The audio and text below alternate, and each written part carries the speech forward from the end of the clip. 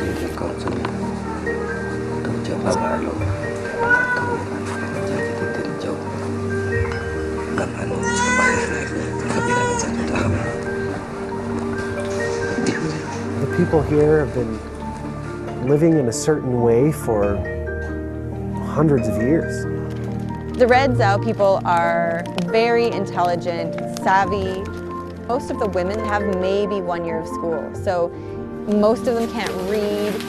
Some of them have never held a pen before.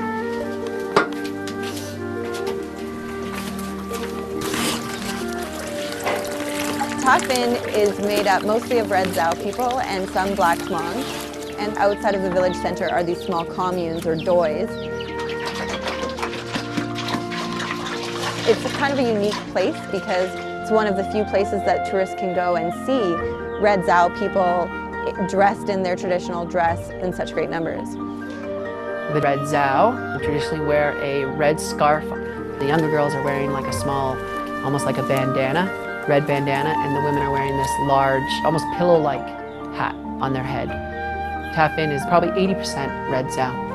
Phin has very beautiful scenery, good weather, farming and everything. But the tourists come here not only for the landscapes, but also for their culture, their traditional culture. We had to take the black one first, then we had to take yellow. After we had to take white color, then we had to take 5 months for working, making my clothes.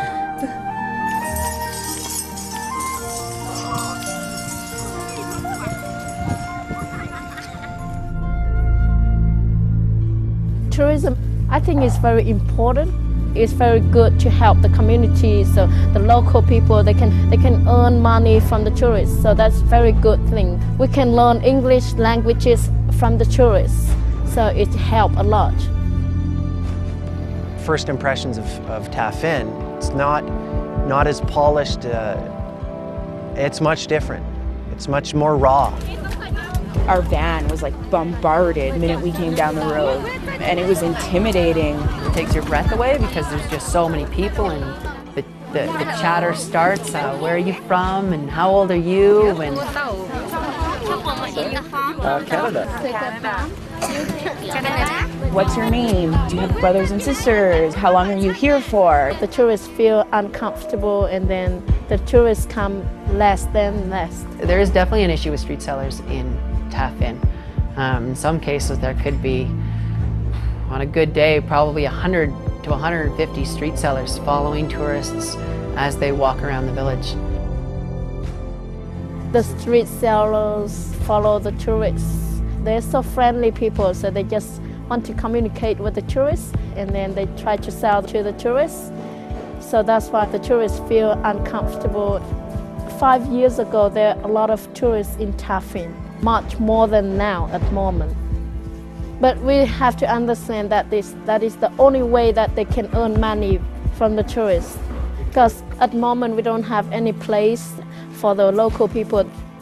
We're hoping that with the number of community meetings that we've had and all the discussions that we've had with local government, with the women and men from Phin, with private sector, with some of the small business owners, that we can come up with a plan that's truly going to work.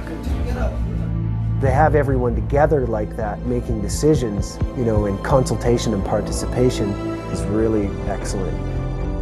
For the ladies of the Red Zhao community to sit on an equal level with the mayor and tourism ministers, it's a real big achievement for this project. And in the end, Mr. Hing, the vice chairman of the Sapa region, basically said, okay, I'm going to have my secretary write up the documents tonight. We're going to move forward.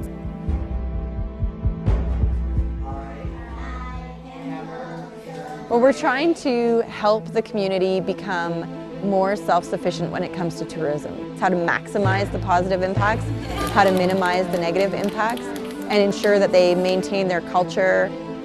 Best case scenario is they can find a way to balance the traditional with the modern. I work or I study in the city, I still keep my culture, I keep my languages, everything. I don't want to change them. We should learn education but keep the culture as well. That is very important. Some breakthroughs happen in that village. Over the past couple of days, we're making some signs, all on their own with English. These women 6 years ago, they wouldn't even hold a pen because they were too shy. You can see the women now doing some collective marketing. I feel that very good. I always asking, say I really like to have a market like that. The overall goal of the project is to improve quality of life. It's hard work, embroidering. Không có like điện that. thoại đâu. Mình nghèo quá, không có điện thoại. She said that you cannot embroider, No. but you can write. But they can embroider, but they cannot write. They cannot write, yes. Well, maybe you can teach me a little about embroidering and I can teach you a little bit about writing. They really open their hearts to us when we come in and work on these projects. So they welcome us into their homes. They don't want to take our money for anything. They give us gifts. They're just so happy to have us here delivering some training. My family, we had to work it together.